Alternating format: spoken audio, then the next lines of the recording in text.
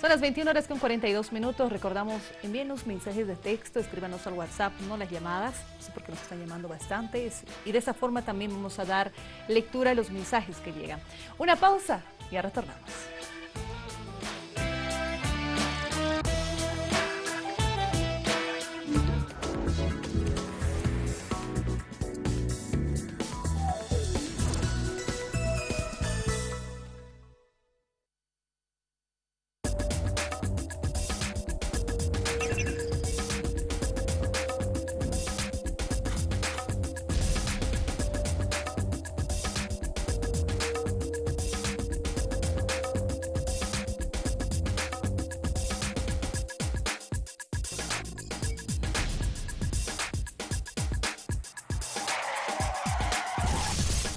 Respetar las normas de tránsito es respetar nuestra vida.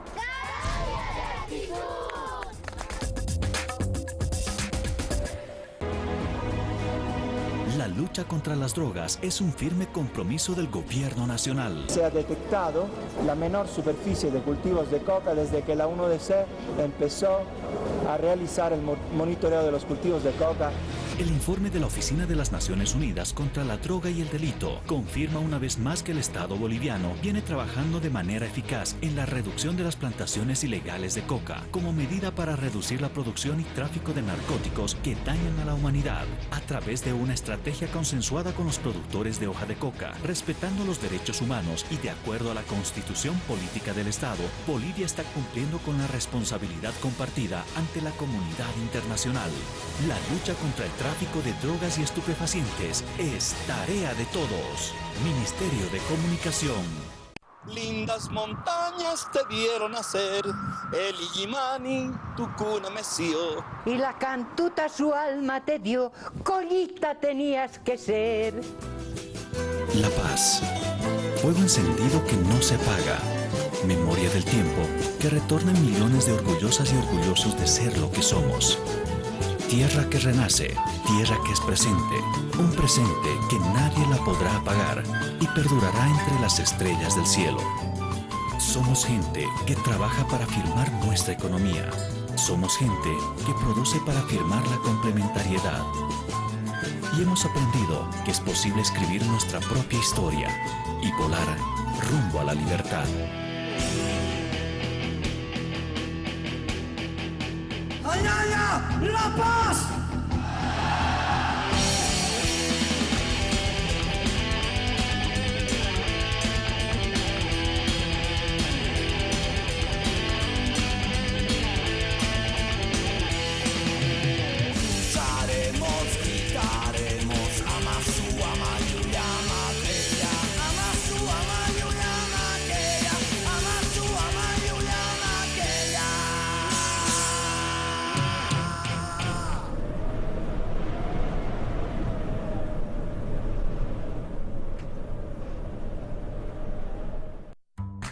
Los idiomas de nuestras culturas.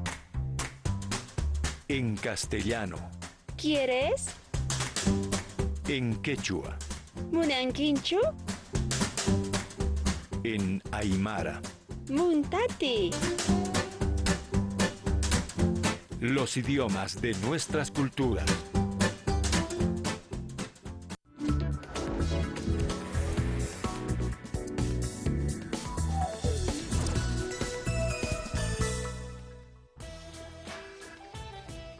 Estamos de retorno, 21 horas con 46 minutos.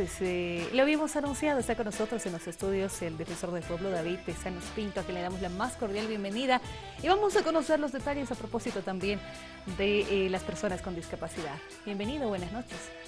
Buenas noches, saludos a nuestra audiencia. Y bueno, las características, fíjese que después de 77 días se levantaban las vallas, hace más de 70 días llegaban las personas con discapacidad a La Paz después de una marcha que habían realizado por mucho tiempo, intentos de diálogo hubo en reiteradas oportunidades, pero ahora sí se puede decir que este conflicto está casi solucionado. Así es, efectivamente fue un andar relativamente largo. El aspecto positivo es que hay una lección aprendida. Una vez que hay arreglos, acuerdos, cuando se emiten leyes progresistas, también tiene que haber un andamiaje para que esto se haga realidad. Sin una instancia que se haga responsable, terminan las normas quedando como en enunciados. Así la ley 223 de personas con discapacidad, al no haber tenido un ente que asuma la responsabilidad de seguimiento, lamentablemente se vio con una falta de eficacia, que la propia Defensoría del Pueblo inclusive estaba en esta situación de incumplimiento. Al presente, uno de los principales acuerdos que se ha tenido y se lo ha conversado, se ha desarrollado bastante, es que la Defensoría del Pueblo, conjuntamente con las organizaciones de la caravana, se constituirían en la instancia de seguimiento. Inclusive parte de la caravana estaría trabajando con nosotros, de manera que a través de las atribuciones constitucionales que tiene la Defensoría del Pueblo, acciones de cumplimiento a las alcaldías que no cumplan con el 4%, iremos avanzando, haciendo realidad todo lo que está en la norma, en los acuerdos, de manera que ya no se vuelva a repetir la tercera marcha por falta de operatividad. Hubo un problema, perdón Gabriela, un problema de origen inicial que pasaba por el famoso tema de los 500 bolivianos mensuales, que ese era el que tenía, este tema lo tenía absolutamente trancado. Estamos a 78, Gabriela, 79 días de conflicto. 79 días, exacto. ¿Cómo se ha resuelto ese tema? Que era el tema neurálgico que estaba complicando las cosas en términos de negociación. Bien. Si bien la caravana viene con esta proclama de 500 bolivianos para la generalidad de todas las personas con discapacidad o nada, también las razones para que se llegue a esto es el que las otras formas de obligaciones del Estado estaban siendo incumplidas. Entonces el bono se entendía como una forma de solución ante esta insatisfacción. Sin embargo, ahí nuestras dirigencias tienen que aprender una lección. Existe la teoría de la radicalidad que te dice que pide 10 para que te den 5, pero si uno nunca se muestra flexible ya en la mesa de negociación y empieza a hacer priorizaciones, decir cuáles son los sectores más vulnerables dentro de los vulnerables, las personas con discapacidad muy grave, por ejemplo, y encima en provincia, y que ni siquiera tienen un carnet de discapacidad, son casos que el Estado tiene que atender efectivamente con prioridad y donde podría haber sido más atendido un pedido, pero lamentablemente al haberse estancado un pedido con un radicalismo que no permitió negociaciones, esto truncó en todo este tiempo una salida con la temática del bono o renta. Habrá que ver en lo futuro de este tema de las personas con discapacidad, aspectos sostenibles, pero avanzando. Primero cumplamos una agenda que está enmarcada en estos 42 puntos muy importantes. Hemos podido compartir con los compañeros que acá hay aspectos muy importantes, integrales, como vivienda social, emprendimientos productivos, acceso al trabajo, salud, educación. Hay personas a las que lo que más utilidad y beneficio les va a dar es el acceso a las medicinas. Hay medicinas altísimamente costosas. Hay personas que lo que necesitan es efectivamente un trabajo porque puede, con alguna discapacidad motriz, realizar un trabajo intelectual muy bien remunerado. Entonces, es momento de encontrar soluciones, avanzar, hacer efectiva la ley, y así podemos haber tenido una buena experiencia y ver cuáles serán futuras o hipotéticas necesidades, pero ya dentro de lo que es algo razonable, sostenible, de manera que también puedan ser entendidos, bien negociados, con los pasos necesarios. Estos acuerdos, o por lo menos que la vigilia que permanecía por tanto tiempo, se han sumado a los 42 puntos, podemos decirlo así, que sí están de acuerdo. Teníamos en nuestra unidad móvil algunos sectores que todavía se muestran reacios, de repente mínimos, pero sí no con esa predisposición. De todas formas, se puede decir que sí, la dirigencia, quienes permanecían por tanto tiempo en la caravana, están dispuestos a sumarse a estos 42 puntos, a este acuerdo que ya se tenía hace varios meses. Así es. Inclusive con los diálogos que se han tenido el día de hoy en la Defensoría del Pueblo, se llegó a la conclusión de que es incluso prescindible la suscripción de un acuerdo de las dirigencias de las personas con discapacidad con el Ministerio de Trabajo, que estaría a cargo de estas actas o acuerdos de entendimiento, toda vez que esto ya es una obligación de Estado y lo que hay que hacer es agendar y efectivizar su cumplimiento. Esto quedaba ya para decisión de las bases. Ellos habían anunciado que el día de mañana ya se estarían retornando a sus departamentos. Sobre esto se ha hablado inclusive de que ya están establecidos los canales para viabilizar en todo lo logístico, ambulancias, las formas de transporte. Y efectivamente hay todavía algunas personas que han considerado esto como algo no satisfecho, pero será ya cuestión de, con lo que se tiene, ir avanzando, cumpliendo para que se pueda ver que hay necesidades integrales más prioritarias que tienen que ser primero cumplidas para poder ir avanzando en un tema de agendamiento de Estado. A veces cuando uno focaliza mucho un sector, termina atomizando, decíamos en la Defensoría del Pueblo, los derechos humanos. El Estado tiene que velar por el pleno goce y ejercicio de todos los derechos de diferentes grupos vulnerables, así como de todo el pueblo. Y en este sentido se tiene que trabajar con ese entendimiento de pertenencia a un todo. Y esta suerte de atomización hay que rescatarla en una forma positiva. Creemos que va a haber un empoderamiento mayor de las personas con discapacidad. La población ha sentido mucha más empatía por este sector y con esa sensibilidad podemos ir trabajando juntos. Así podemos acercarnos ya a las gobernaciones, a los municipios y pedirles que nos cumplan esto del 4% del acceso al trabajo, y seguramente vamos a ser mejor recibidos con las autoridades después de este largo proceso. La Defensoría del Pueblo va a jugar un rol garantista a partir de este momento, dada su intervención hoy día, que creo que ha sido importante para que estos 42 puntos a los que se ha arribado como acuerdo permitan un seguimiento y un cumplimiento de los mismos. Así es. Eso ya estaba establecido en los mandatos de la Defensoría del Pueblo. Lamentablemente son funciones, atribuciones que se las tenía en la pasividad.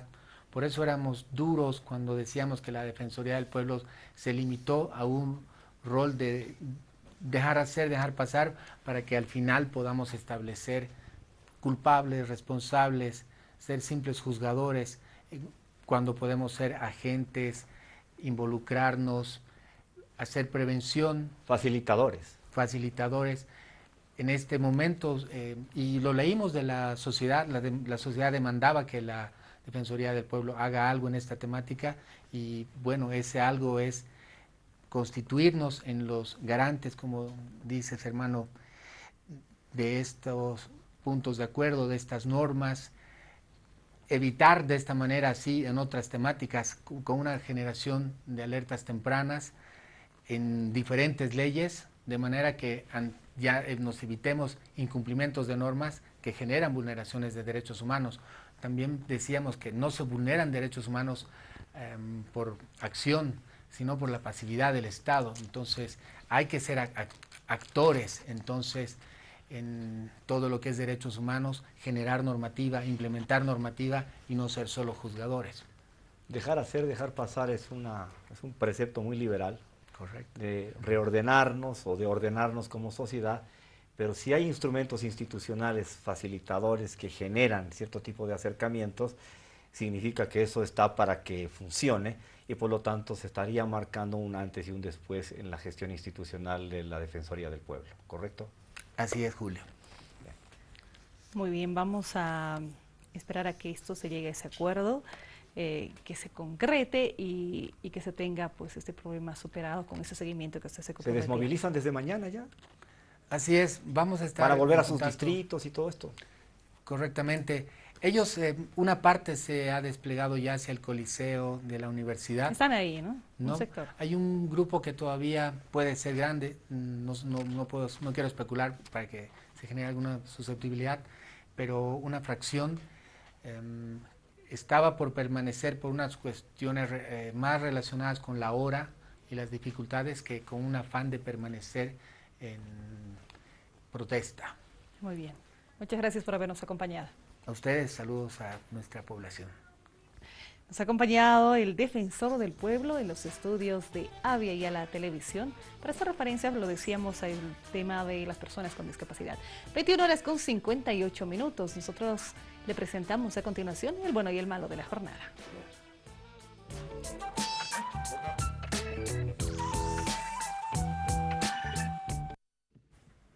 En la casilla del bueno ubicamos al equipo jurídico internacional que también va a asumir la defensa de las aguas del Silala en esta demanda interpuesta por Chile.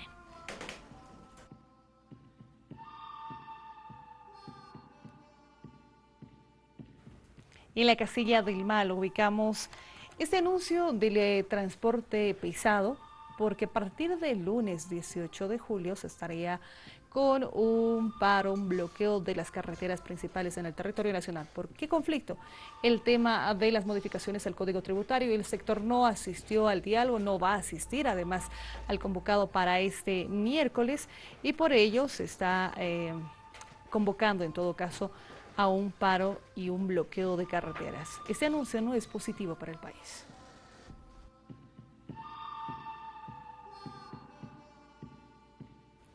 (21:59), Julio. Al retornar de la pausa, hablamos de la demanda marítima. Eso. Ya volvemos.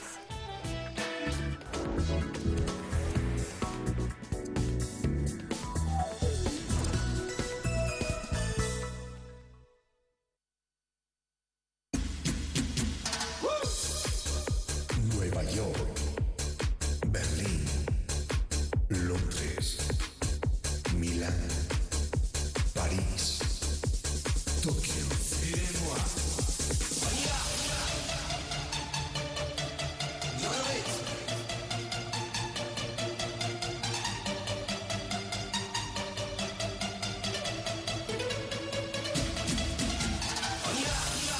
Aydon Hairstyle, estilista internacional. Aviala presenta Warmis. Alcira Cardona Torrico nació en la ciudad de Oruro el 23 de enero de 1926. Su producción hace soñar desde lo más lóbrego y asolado hasta un mar de ternura y flores que conoció siendo aún adolescente. Fue una escritora y poetisa boliviana. Perteneció a la segunda generación del grupo Gesta Bárbara. La obra poética de Cardona se caracteriza por su contenido social, resaltando los temas de la mina y el drama social, los Andes y el mar ausente. Entre sus poemas más destacados y conocidos se puede mencionar Carcajada de Estaño y el poema autobiográfico Apóstrofe. Su obra, Loa, la ciudad de Oruro, ganó el concurso de poesía de los Juegos Florales en Oruro en 1944. La poetisa ejerció cargos de directora de cultura en la alcaldía y la prefectura de entonces de La Paz. Presidió el Instituto de Investigaciones Históricas y Culturales de esta misma ciudad. Fue directora de las revistas Formas y Hollandina. Impulsó la construcción de la Casa de la Cultura Franz Tamayo y recibió premios a lo largo de su carrera. Partió de la vida terrenal en mayo del 2003 en la ciudad de La Paz.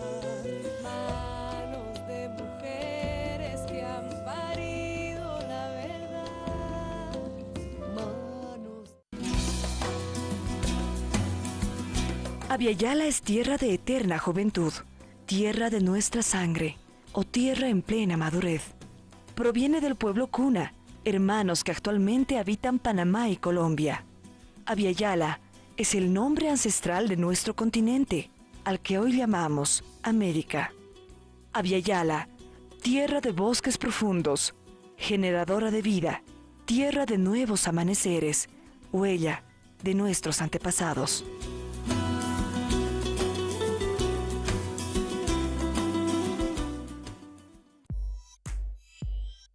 Síguenos a través de nuestras redes sociales. En Facebook, Abya Televisión. En Twitter, Abya TV. En YouTube, Abya Televisión. Nuestra página web, www.abyayala.tv.bo. Somos Abya Televisión, donde la información supera a la noticia.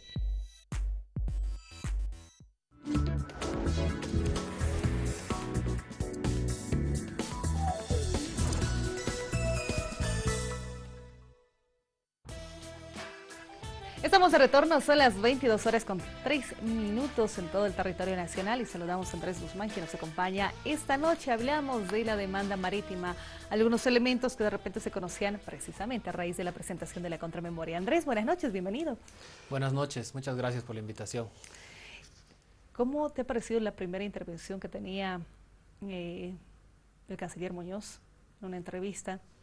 Porque le preguntaban sobre elementos, aquello que el canciller decía, esto es confidencial y esto no se puede dar a conocer hasta que se tengan los plazos respectivos. Sí, es cierto, Chile ha presentado su contramemoria y el documento es reservado, ¿no?, hasta que comiencen los alegatos orales. Y bueno, obviamente el canciller Muñoz no ha dado los detalles de lo que Chile ha presentado, pero sin embargo ya sabemos más o menos. Hay pautas, pero de ello. Claro, ¿no? Hay algunas pautas, hay algunos indicadores que nos llevan a pensar que es más o menos lo que han presentado, ¿no?, que está basado en que ellos supuestamente no tienen esta obligación de negociar con Bolivia un acceso soberano al mar, porque todas las negociaciones que han habido han sido concluidas en su momento y según Chile por Bolivia, ¿no?, que han sido concluidas por Bolivia o por culpa de Bolivia y no por responsabilidad de Chile. Entonces es eso lo que están diciendo básicamente en su memoria y también están reafirmando lo que han dicho desde un principio, ¿no?, que Bolivia está intentando modificar el Tratado de 1904 de manera encubierta, lo cual no es correcto, pero bueno, esa es la posición de Chile. Como que no les fue bien con esa primera intención y la siguen colocando. Andrés Guzmán ha presentado un libro, un mar de promesas incumplidas. Así es. Ahí se citan por lo menos, si me equivoco de todas, los momentos, los lugares, incluso las circunstancias en las que Chile decía sí. Ese es un tema pendiente y hay que abordarlos. Hay hitos muy marcados sobre ello. Así es. Sí, el libro trata justamente de todas esas oportunidades en las que Chile se ha comprometido a resolver el problema marítimo, le ha ofrecido a Bolivia una salida soberana al mar y ha establecido una conducta a lo largo del tiempo que indica que Chile ha adquirido la obligación jurídica de negociar con Bolivia un acuerdo que le dé a Bolivia un acceso soberano al mar, ¿no? De eso trata el libro, que es básicamente lo que se está debatiendo ahora, ¿no?, en La Haya, lo que está en disputa y también, bueno, obviamente habla de las circunstancias en las que se dieron, porque en ciertos momentos Chile le ofreció a Bolivia una salida soberana al mar para evitar que Bolivia lleve el tema marítimo a los foros internacionales, ¿no? En otras ocasiones Chile le ofreció una salida soberana al mar a Bolivia porque quiso evitar un posible conflicto con sus otros vecinos, ¿no?, lo que se llamaba la hipótesis vecinal 3, HB3, en los años 70. Era un escenario en el cual Chile hubiera tenido que enfrentar a sus 3 vecinos simultáneamente. Y en esas circunstancias Chile se acercó a Bolivia y le ofreció una salida soberana al mar, específicamente en la negociación de Charaña. Entonces el libro analiza todos esos elementos y también las veces en las que Chile ofreció también para obtener recursos hídricos, ¿no?, porque por ejemplo en 1950 la idea era que Chile le daba a Bolivia un corredor al norte de Arica y Bolivia hubiese compensado, la idea era esa, con las aguas del lago Titicaca. Entonces hay varios elementos que hacen a Chile ofrecerle a Bolivia, ¿no? En ciertos momentos de la historia que se basan en diferentes objetivos que tiene Chile y que van cambiando también conforme pasan los años. Andrés, a mí me da la impresión que muchas sorpresas no vamos a tener con los contenidos de la contramemoria chilena y que ese documento va a estar basado en la idea de que el Tratado de 1904 es un tema oleado y sacramentado, que no hay nada que discutir, que Chile no tiene ninguna obligación histórica, ninguna obligación moral, ética de negociar, pero que yo sepa, todos los diferendos en la Corte Internacional de Justicia pasan por la cultura de la negociación. Entonces, no sé hasta qué punto es bueno para Chile negarse de entrada en esa contramemoria, decir no hay nada que negociar, no tenemos nada que hablar. Supongo que ningún elemento nuevo más que nos pueda sorprender un poco. A mí me da la impresión que es más de lo mismo y que todo lo que Chile ha presentado hoy día es muy predecible. Sí, sí, yo también lo veo de alguna manera así. Se puede ya saber, más o menos se puede intuir lo que están presentando. Sin embargo, claro, habría que leer el documento para saber si realmente hay alguna sorpresa, ¿no? Y en función a eso también preparar una posible respuesta de lo que vaya a ser la réplica boliviana y la posterior dúplica chilena, en lo que sería los siguientes pasos, ¿no? del juicio. Entonces ahí Bolivia naturalmente tiene que enfatizar en que no es esto ningún intento por modificar el tratado, al contrario, más bien es darle valor, hacer que se cumpla, porque justamente ese es el problema también, ¿no? De todo esto, y detrás de esto está el hecho de que Chile no cumple el tratado de 1904. Vemos que hay constantes paros, hay huelgas en los puertos chilenos que interrumpen el libre tránsito de Bolivia. Ahora hay incrementos tarifarios, hay cierre de garajes en Arica que evidencian que no hay un cumplimiento cabal del Tratado de 1904 y eso debilita la posición de Chile ante la Corte.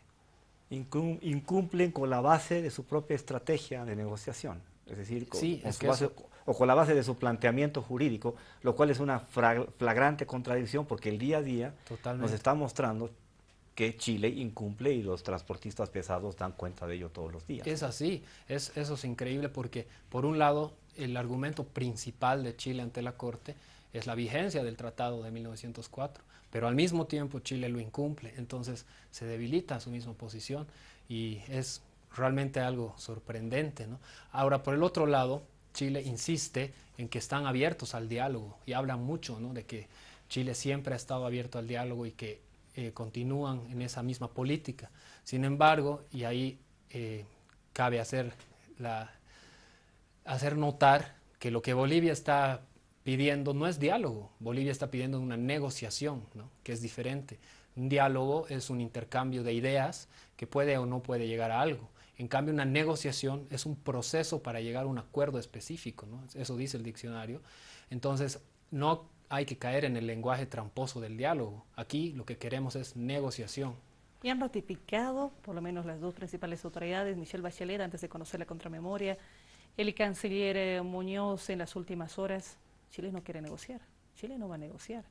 Sí, pero si hay un fallo de la Corte, está obligado a hacerlo. Claro, naturalmente. Entonces, cualitativamente es distinto, que negocies de acuerdo mutuo, de voluntad binacional, digamos, y otra cosa es que venga la espada de Damocles de la justicia, ¿no es cierto? Es muy diferente. Obliga, pero la consulta sobre ello. ¿Se acuerdan cuando se conocía la competencia de la Corte? Sí. El 24 de septiembre decían, no, Chile manejaba este punto, ¿no? Que no existe esta obligatoriedad para Chile en el tema de la negociación. Por lo menos así lo interpretaban ellos, y aquí venía la polémica de hasta dónde va la competencia. Lo que decían con el fallo de la objeción preliminar era que la Corte efectivamente aclaró que no puede predeterminar el resultado de la negociación.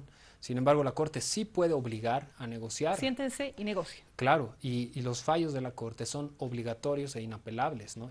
Y es así, todos los estados tienen que cumplir los fallos. Claro, no son fallos simbólicos, son fallos que tienen que cumplirse y tienen que darse en los hechos reales. Claro, pero nada nos dice que sea positivo para Bolivia esa negociación. Ese es otro tema. Claro, el contenido de la negociación ya es una fase distinta. La Corte no va a predeterminar el resultado. A eso te referías con ello. Pero sí puede decir, ¿no?, cuáles van a ser los lineamientos, las pautas en las cuales se va a sentar esa negociación, y naturalmente que se va a hablar del tema marítimo, ¿no? Por eso los estamos demandando. No es que queremos negociar cualquier cosa, queremos negociar el tema marítimo. Entonces es sobre eso, sobre lo que tenemos que negociar y llegar a una solución sobre ese punto, sobre ese tema.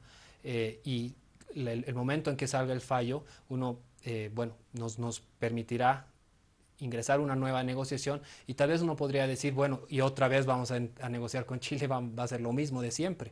Esta vez tiene que ser de buena fe, esta vez tiene que ser para llegar a un resultado definitivo y además bajo la égida de lo que significa un fallo de la Corte Internacional de Justicia. Tendremos que ver el proceso en sí. De hecho, existe una reunión, tenemos entendido, del equipo jurídico en agosto, por lo menos así se ha anunciado. Los pasos que siguen es una convocatoria a los agentes, sí. Me imagino que irán ante la Corte, ¿no?, para sí. conocer ello. Ahora se va a definir si es que es necesario que se presenten nuevos documentos, que sería la réplica de Bolivia y la dúplica de Chile, ¿no? Que usualmente eso ocurre, ¿no? Usualmente son 4 documentos, 2 por cada parte.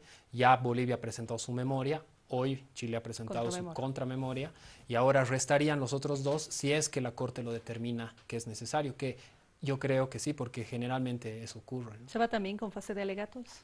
También, claro, porque una vez que acaba esta parte de los documentos, la parte escrita, comienza la parte oral, que es también parte del procedimiento, en la cual los abogados de las partes defienden sus alegatos oralmente frente a los jueces, ¿no? Y termina ahí la parte oral y los jueces se retiran a deliberar y bueno, toman alrededor de unos 6 meses para finalmente emitir su fallo.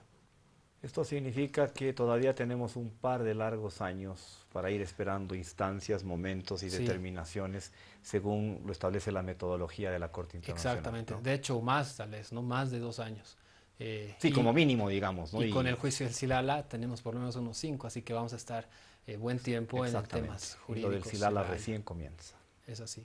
Bien. Bueno, vamos a estar pendientes sin duda a ello. ¿Cómo calificas la diferencia y la participación? El antes con Bulnes como agente, hoy está Insulza, él no se refirió al tema, pero sí está acompañando al momento de presentar la contramemoria. Sí, parece que Insulza ha decidido adoptar un perfil un poco más bajo, porque desde en un principio estuvo muy participativo, ¿no? Salía bastante en los medios, pero últimamente ya no tanto. Perfil bajo, digamos. Perfil bajo, a pesar de que incluso ha dicho cosas o temas sobre la otra demanda, ¿no?, sobre el Silala, pero últimamente ya no se lo ha visto tanto. Es el perfil que debe tener un agente ante la Corte, porque eso es lo que recomienda justamente la Corte, ¿no?, que no se politice el tema, y parece que Insulza ha entendido el mensaje y ahora está más recatado, si se quiere, ¿no? Sin embargo, el canciller Muñoz ha salido a dar la cara y incluso ha sido él mismo el que ha entregado el documento de Chile, lo cual le ha dado un realce, ¿no?, al tema. No sé si era pertinente o no que declare el canciller, pero ahí están las contradicciones de repente que se van viendo, ¿no?, en su discurso. Se tiene a Insulza, se tiene a Belcé, eso se maneja ya en instancias de un juicio internacional como tiene que ser. ¿Cómo calificas, pero Andrés, dentro de todo ello, aquellos seguimientos que se hacían o copias, o si lo decíamos, nos están siguiendo el paso? Bolivia tenía vocerías, Bolivia empezaba a socializar, sí. Chile hacía lo propio. Armó un equipo también Chile para esta segunda etapa, nos imaginamos. Sí, bueno, con un elemento complementario, paso, ¿no? Un elemento complementario. La vocería de Bolivia se ha concentrado prácticamente en el agente. Carlos Mesa ha desaparecido. Y eso es sugestivo también. Eso está hablando también de alguna variante de estilo en el manejo boliviano. Sí, bueno, parece que se ha reducido el equipo, lo cual no creo que sea lo mejor, pero bueno, es la decisión del gobierno y bueno, vamos a ver también qué es lo que hace Chile, porque efectivamente hasta hace poco era Bolivia el que tomaba la iniciativa y era Chile el que actuaba como reactivamente. Como que seguía los pasos, ¿no? En todo momento, ¿no? Pero ahora, recientemente, a partir de la demanda del Silala, es Chile el que ha empezado a tomar la iniciativa, ¿no?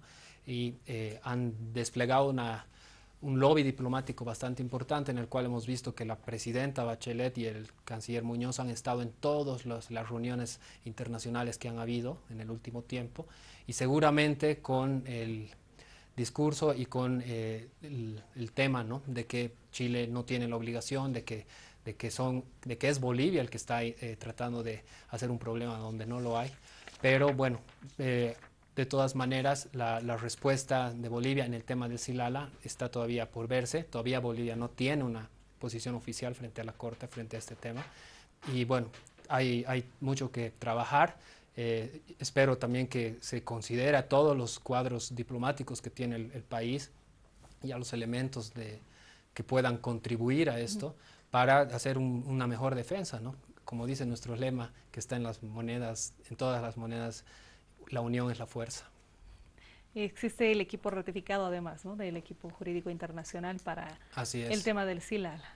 O sea, seguramente van a participar unos cuantos de los abogados que ya han participado y se convocará a otros nuevos, ¿no?, que sean expertos en temas de sobre aguas. el tema, ¿no? Muy bien, Andrés, ha sido un gusto conversar estos minutos. Hay que gusto esperar en este tema, nada más, ¿no? Sí, habrá que esperar y bueno, cruzar los dedos también, porque si bien el equipo ha manejado el tema muy profesionalmente y yo creo que tenemos la razón, también a veces se necesita un poco de suerte. Muy bien. Andrés Guzmán, que nos ha acompañado en los estudios para referirnos al tema de la presentación, esta jornada de la contramemoria por parte de Chile en el tema de la demanda marítima.